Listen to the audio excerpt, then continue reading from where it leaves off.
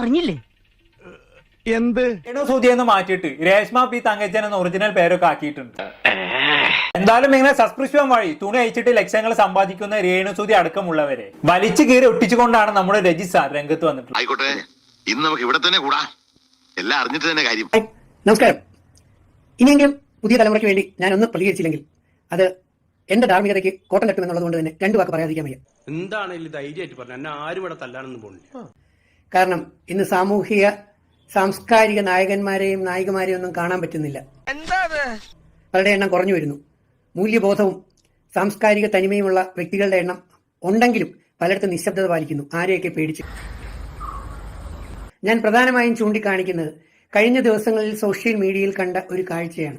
Subscription. നമ്മളെയാണല്ലോ മച്ചമ്പി. ഏതോ ചിലർ ഒരു മാസം 10,000, 20,000 പേരുടെ സബ്സ്ക്രിപ്ഷൻ കൊണ്ട് മാസം 40 ലക്ഷം, 50 ലക്ഷം, 60 ലക്ഷം ഉണ്ടാക്കുന്നു.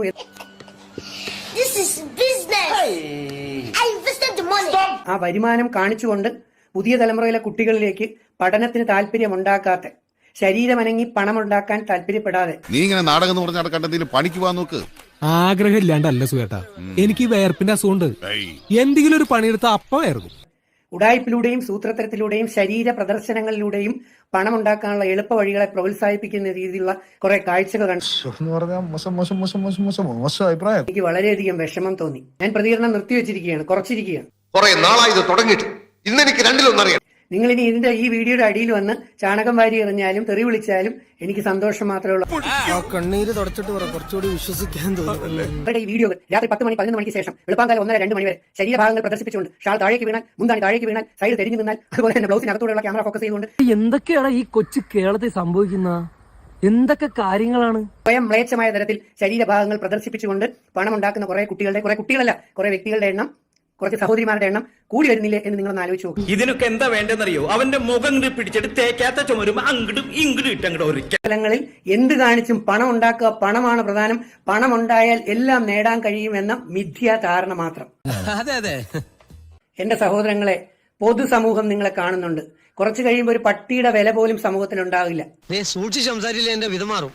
ആളാരാണെന്നൊന്നും ഞാൻ നോക്കൂല. Mind your words, okay? ഒന്ന് പോയേ. ആരാ ഇയാള്? പണമില്ലെങ്കിൽ കഞ്ഞി കുടിച്ചാണെങ്കിലും, ഒരു വലിയ വരുമാനം ഇല്ലെങ്കിൽ ചെറിയ വരുമാനത്തിൽ അന്തസ്സായി ചമ്മന്തിയും കഞ്ഞിയും പയറും കഴിച്ചാണെങ്കിലും തന്റെ സംസ്കാരവും തന്റെ കുലീനത്വവും തന്റെ അഭിമാനവും നഷ്ടപ്പെടുത്താതെ ജീവിക്കും. 100% ഞാൻ യോജിക്കുന്നു. ഈ പ്രദർശിപ്പിക്കുന്നവർ അറിയുന്നില്ല, ഒരുപക്ഷെ നാളെ ഇവർക്ക് ക്യാൻസർ ഉൾപ്പെടെയുള്ള മാരക രോഗാതി പീഠകൾ പിടിച്ച് ആശുപത്രിയിൽ ഈ പണം പോകുമെന്നും ഡോക്ടർമാർക്കും മെഡിസിൻ ഈ പണം പോകും. കണ്ടറിയണം കോശി, നിനക്കെന്താ സംഭവിക്കാതെ. മനസ്സ് നിറഞ്ഞു. തന്തയ്ക്ക് വിളിച്ച പോലത്തെ ഒരു സുഖം. വരട്ടെ. എനിക്ക് വേണ്ട.